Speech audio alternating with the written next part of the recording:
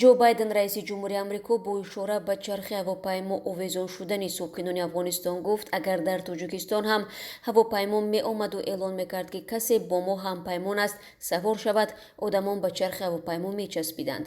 Байден рӯзи 11 сентябр дар як маросими ёдбуди қурбониёни ҳамлаи 11 сентябри соли 2001 дар шаҳри Шанксвилли, аёлати Пенсилвания дар ин бора ибрози назар кард. дар ин маросим раиси ҷумҳури Амрико аз тасмимаш ҷиҳати берун кашидани нирӯҳои низомӣ аз Афғонистон дифоъ намуд ва онро кори дуруст хонд. ӯ гуфт, бинобар натоиҷи назарсанҷиҳо 70% амрикоиҳо ҷонибдори хориҷ шудани нирӯҳо аз Афғонистон буданд. Байден афзуд, аммо ба бисёриҳо шеваи хуруҷи нирӯҳо аз Афғонистон писанд наомад. бисёр душвор аст, ки ба дигарон фаҳмонид чӣ гуна метавон хориҷ шуд.